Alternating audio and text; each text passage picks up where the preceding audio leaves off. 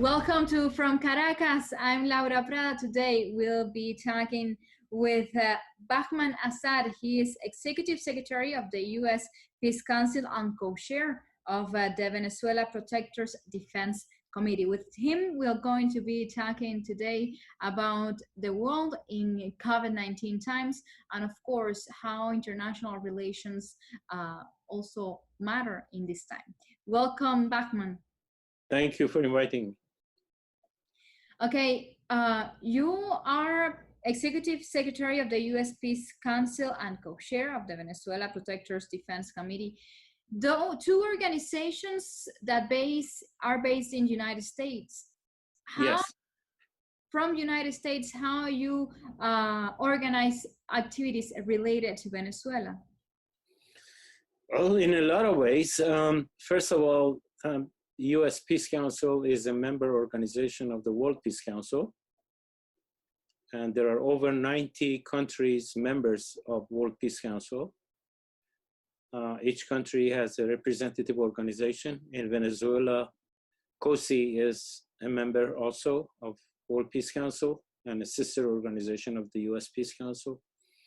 We have been coordinating with them very closely from the beginning. Our efforts, but from the point of view of U.S. Peace Council is one of the oldest anti-imperialist peace organizations in the United States. And it has been in contact with a lot of other nations and countries. We work closely with the ambassadors to the United Nations, coordinating with them. We have been working with Venezuelan ambassador, of course, and the Vice Minister of Foreign Affairs, Carlos Ron. We work with Syrian ambassador, we work with others. And we coordinate our work. For us, the objective is to consult with them to understand what is needed from us, how we, from the belly of the beast in the center of imperialism, as citizens of the United States, can help defend those countries against U.S. aggressions. And we have been very successful in that sense that our mobilizations are going far and wide throughout the world. For example, one of the latest actions was after the threat against Venezuela, and especially after the false charge of the United States against President Maduro about drug trafficking, we decided that we thought that the U.S. has not given up, but has realized that their sanctions and sabotages have not been successful.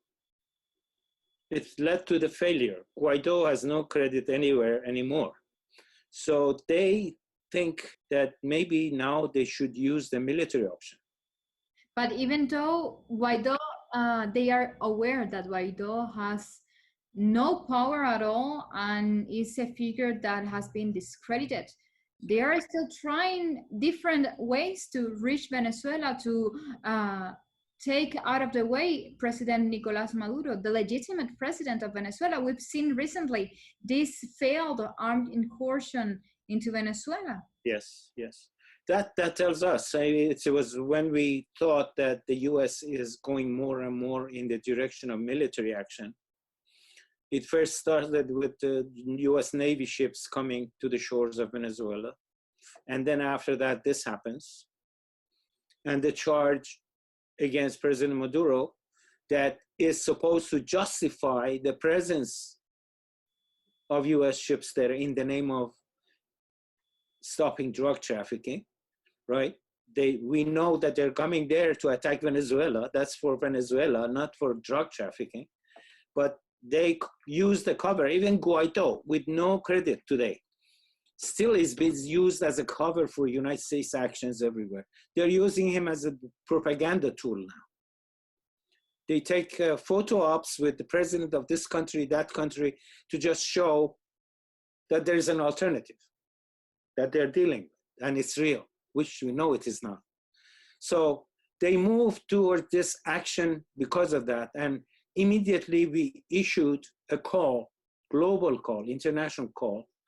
Mm-hmm. We drafted an open letter to the Secretary General of the United Nations and the President of the United States, demanding that all actions against Venezuela be stopped, the charges be dropped against President Maduro and the other officials, that the US warships be removed from the area, that any sanction against Venezuela and any other country be removed immediately, especially in light of this COVID-19 situation that is really, it's a crime against humanity to maintain these sanctions. And it was so successful. We have collected over 8,300 signatures, 8,300 signatures so far. About 5,000 came within less than a week from around the world, with more than 110 countries. People from more than 110 countries signed the letter. And it was set up in a way that as soon as they signed it, the letter was sent by an email to those two people. So they were bombarded with thousands of letters immediately after this threat. We've seen that these recent threats thrown by United States and the Colombian government, as the Venezuelan government denounced, they are, especially coming from United States, they are creating this diversion. We're living a serious situation. The world is living a serious situation due to COVID-19 pandemic. Even though United States use this diversion, suddenly drug traffic comes to their international agenda to United States, because they are now very worried about drug trafficking. Yeah, but they are causing it. but they are not actually putting all their attention to the COVID-19 pandemic, and they are facing a real serious situation. Well, it's not just a cover. They are actually doing things under that cover that they couldn't probably do openly before, or they would face objections from the people who are sick and tired of what the US government is doing. For example, they are rebuilding all their bases in Iraq again. Okay, they are threatening Iran with an attack. They are tightening screws on Cuba right now.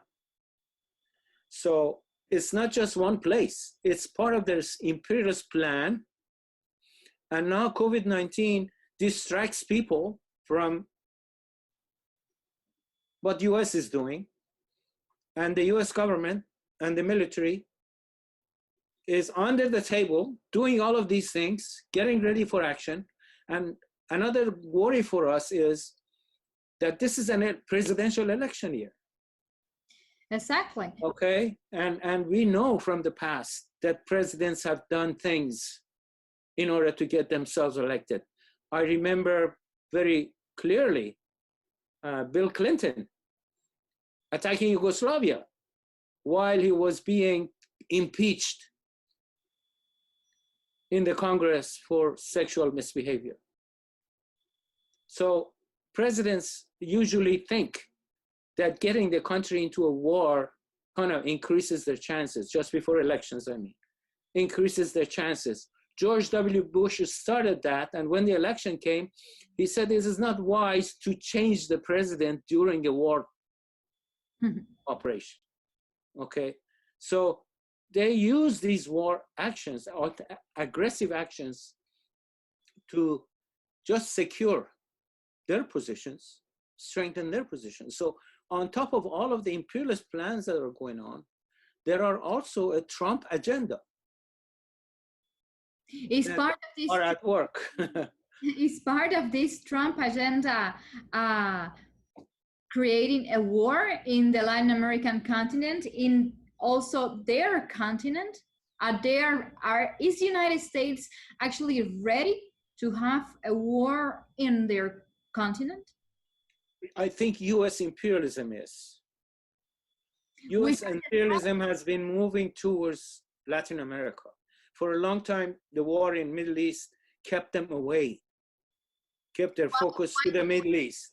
Why But not? during that time, you see, all of those progressive governments came to power. But why to while US was busy. why to focus now on Latin America? Why Sure. why the sudden attention, the need to have this destabilization in the region? Well, it's nothing new. It's not a sudden thing. It has never left their agenda. The problem is for them was that they try to control every 5 continents of the world. It's not just one. But when they started the war in Iraq and then the war in Syria and everything else, most of their energy was focused on that part. And in that sense, they didn't have enough resources to maintain their control over Latin America for that period of time. And that period was a time that progressive governments left and right started to come in Latin America. Now the US war in the Middle East has kind of slowed down. And now they are moving back to reimpose their control. And as you know, as a result of this shift back to the Latin America, the government in Chile, the government in Brazil, they took away Lula, they took away legitimate president of Brazil. And step by step, they increased the sanctions on Cuba.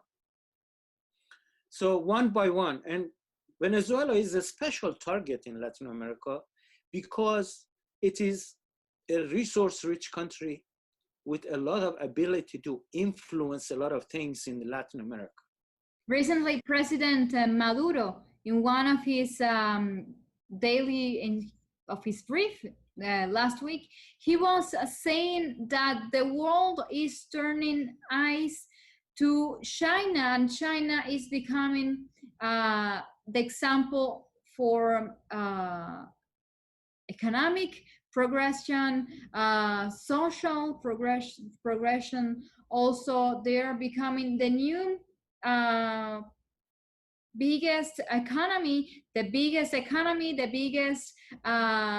reference into military politics, and also friendship and solidarity, because of the role they've played during this pandemic, helping the world with protective items.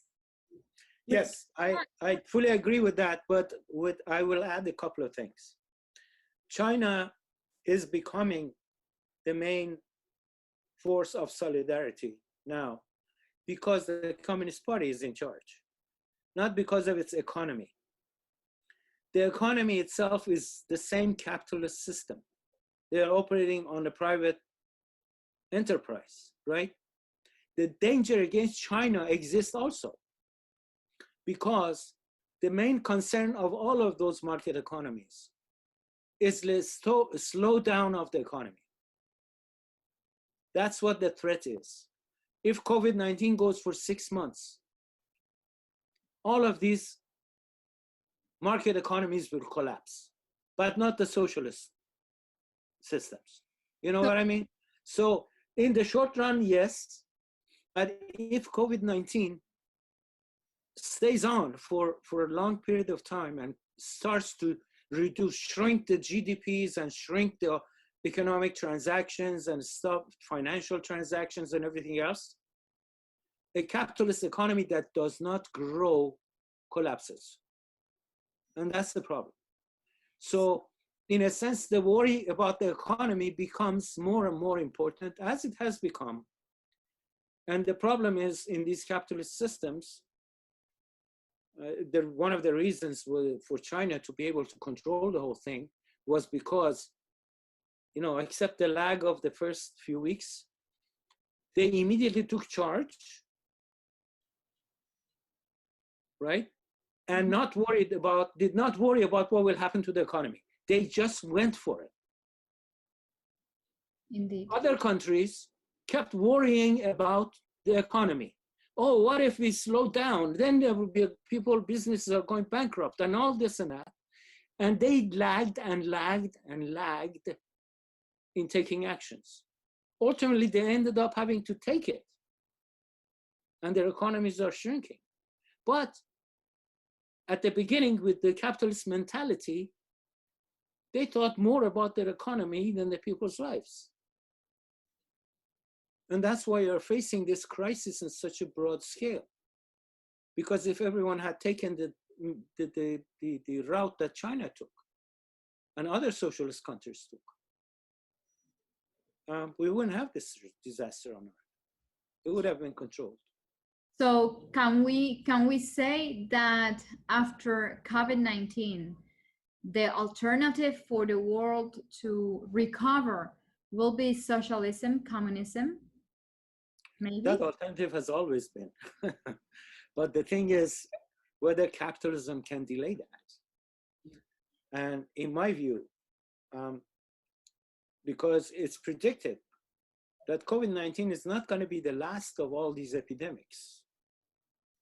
This is just the beginning of this This kind is just the beginning because of the way our societies are set up. Because one person having COVID-19 in China and traveling to US can cause all of the problem, right? Our economies are integrated, our societies are integrated. We cannot isolate things anymore. So the system back and forth is gonna have the recurrence of different types of viruses, epidemics, and all that, and it has to go back and take the same measures. But how many times can the system do that before collapsing? Because all of these projects, all of these efforts take a lot of resources, And the system is already weakened. I mean, market economy, the system which is dominant form in the world, is weakened. I think this has caused further division in terms of classes, inequality, because even the solutions that the capitalist market economies have come up with is mostly middle class, upper class solutions. The African Americans, the Latinos, the working class, the poor are dying at 2x, 3x, 4x than the regular people, normal, average people.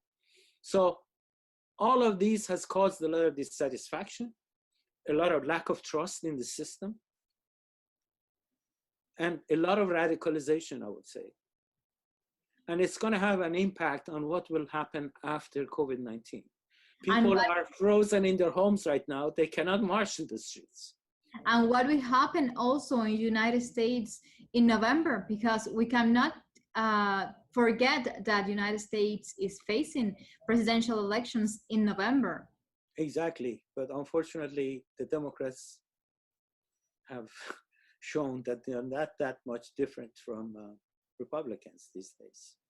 They're all pro-war, pro-sanctions, all that. You know, only a handful of Democrats in Congress are opposed to sanctions. Only a handful. The alternative was Bernie Sanders then? Yes, and it was sacrificed by Democratic Party itself. Right? So, the system cannot handle people like Bernie Sanders. Although it's a minimal difference, right? It's not that huge of a revolutionary action. It's some kind of progressive transformation. But even the system for that does not have the stomach. It cannot tolerate. You remember where Trump at the beginning said, we want to have good relations with Russia?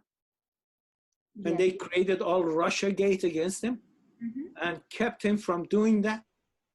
You know, the system itself is far more powerful than any official in the office, anywhere, at any level. And they can cause, when Jimmy Carter talked about human rights being his priority, and that caused trouble for Iran, an ally of the United States, caused trouble for Saudi Arabia as an ally of the United States. The capitalist class in the US went on strike against him. The stock market collapsed immediately. That's how the capitalist class goes on strike. They refuse to invest as soon as something is not good to their favor. And they bring down the president. They can bring down the economy if they want to. That also tells something about the US society and the US power elites, that they are not ready to put aside, to bend their knees to this social inclusion alternative as socialism, as communism, as solidarity itself. No way. Capitalism is not built on that. No way you can have it. The problem with the system, with the elite, with the corporate elite, is that I always compare it to a 100-meter race, running race, right? Everyone has to be the first, otherwise they lose it, right? There is no coordination. So everybody is on their own, this corporation on their own, that corporation on their own. And the difference between a 100-yard dash and the corporate projects is that in a 100-yard dash, you know where your competitor is, how many steps behind you or ahead of you. The capitalists, in the capitalist system, with the trade secrets and everything else, there are walls between these lanes, so they never know where the other one is, right? So the best they can do is run as fast as they themselves can and hope for the best at the end. And that's how the capitalist system works. So that is why they will not, none of them will slow down in the fear that the others may not slow down and will take them over, right? Like that. So that is the way it works. There's no social planning. There's no economic planning. There's no, public good issue. There's no such thing. It's self-interest, competition, profit, accumulation. That's all it is. And that's the thing, what with the hurdle that we have to cross, and that COVID-19 is being for the world in the midst of this pandemic. Yes. Thank you. The system has shown it cannot deal with it. Thank you, Bahman, for being with us here from Caracas. Thank you for the opportunity and for sharing your time with us. Thank you for inviting me. It was a great pleasure. Thank you. Thank you very much. Like this, we come to the end of this from Caracas. You remember to stay tuned with us and to keep discovering, sharing sites and ideas in this world that is changing every single day, and especially in this time when we are living a little bit apart but closer thanks to technology. Until next time, thank you for watching from Caracas.